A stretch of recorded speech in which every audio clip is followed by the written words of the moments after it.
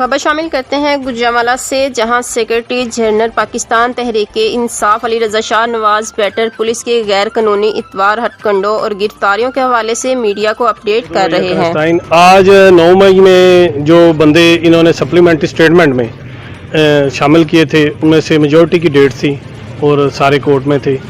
इन्होंने एक तरीकाकार इख्तियार किया हुआ कि हर डेट में ये एक को टारगेट करते हैं और उसको उठा के ले जाते हैं, फिर कमिटमेंट करते हैं कि हम आइंदा कोर्ट प्रेमिसेस में या ज़िला कचहरी या सेशन कोर्ट की प्रेमिसेस में नहीं आएंगे। लास्ट डेट पे भी इन्होंने रिटर्न किया, हमें इन्होंने लिख के दिया, मगर उसके बावजूद आज इन्होंने अपनी वायलेशन की। ये आज जनरल हाउस में ये हमारा तय पाया इजलास में बुकला के कि आइंदा ये ज़िला कचहरी की प्रेमिसेस में, सेशन कोर्ट की प्रेमिसेस में इस तरह फोर्सेज आएंगी।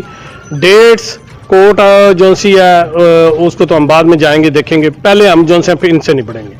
ठीक है, ये उनको पकड़ें, उनके गनों से उठाएं, जहाँ से मर्जी, हमें इतराज़ नहीं है।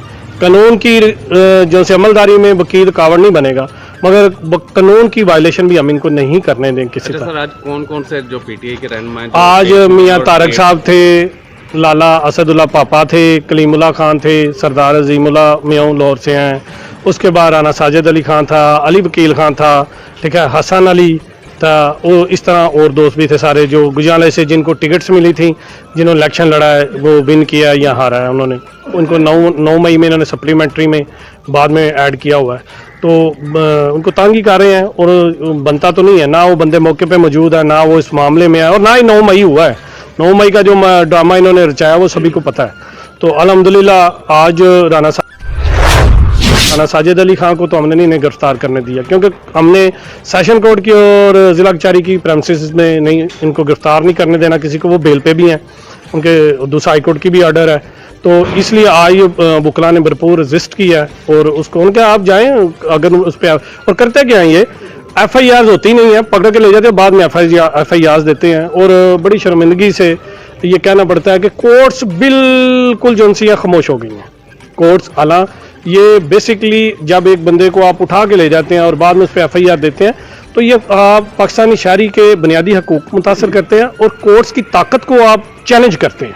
जब आप कोर्ट की प्रेमिसेस से बंदा उठाते हैं, एक ऑनरेबल जज साहब बैठे हैं उसकी कोर्ट के, तो इट्स मीन कि आपने उनको चैलेंज कर दिया। अब लास्ट टाइम आपने देखा होगा रिजवान सियान को जैसे इन्होंने पकड़ा, बड़ा सारा उसका कद है, तो आपने देखा वो चीख रहा था। इन्होंने, ये जलाद हैं, इन्होंने उसके अज़ाए मखसूसा को दबा दिया हुआ था।